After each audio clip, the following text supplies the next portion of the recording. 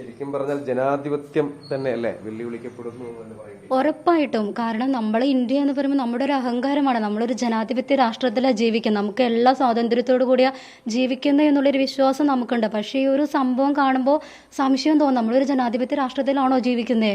ആണോ? നിങ്ങൾക്ക് തോന്നിയിട്ടില്ലേ?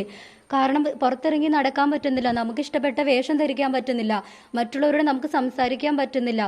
ശരിക്കും പറഞ്ഞിരുന്നു എപ്പോഴെങ്കിലും, അതായത് ഈ സഭാവസ്ത്രമൊക്കെ ധരിച്ച് നടക്കുമ്പോൾ പേടിക്കണം എന്നൊരു കണ്ടീഷൻ ഉണ്ട് എന്ന് പല സംഘടനകളും പറയുന്നു. ഉറപ്പായിട്ടും പറയുന്നുണ്ട്. എൻ്റെ ഒരു കസിൻ വേറൊരു അച്ഛനാണ്. അപ്പോൾ അച്ഛൻ ഹൈദരാബാദിലാണ്. ഇപ്പോൾ ഇന്നലെ ഞാൻ വിളിച്ച് സംസാരിച്ചപ്പോൾ പറയുവാണ് അതിഭീകരമാണെന്ന് അവിടുത്തെ നോർത്ത് ഇന്ത്യയിലെ അവസ്ഥ. അവർക്ക് സഭാവസ്ത്രത്തിൽ അവർക്ക് കോൺഫിഡൻസോട് കൂടി അവർക്ക് പുറത്തിറങ്ങാൻ പറ്റുന്നില്ല, പേടിയാണ്. എന്താ സംഭവം? ഉറപ്പായിട്ടും ആക്രമിക്കപ്പെട്ടേക്കാം. ഇതുപോലെ ചിലപ്പം ജയിലിലൊന്നും പോകാതെ അവർ നടു റോട്ടിൽ വെച്ച് ആക്രമിക്കപ്പെടുന്ന സംഭവങ്ങൾ നമ്മൾ കണ്ടിട്ടുണ്ട്. അതവിടെ സംഭവിച്ചുകൊണ്ടിരിക്കുന്നതാണ്. ഇപ്പോൾ ഞങ്ങളുടെ ഒരു ചേച്ചിക്ക് ഉണ്ടായ അനുഭവത്തിലാണ് ഇത്രയും ഭീകരമാണ് അവിടുത്തെ അവസ്ഥ എന്ന് മനസ്സിലാകുന്നത്. ഇതിനെന്തായാലും ഒരു മാറ്റം. ഒരു ആൾക്കൂട്ട വിചാരണയുടെ സ്വഭാവത്തിലുള്ള കാര്യങ്ങളാണ് നടന്നത്. അതെ, ഉറപ്പായിട്ട് നമുക്കതിനകത്ത് കാണാൻ പറ്റും.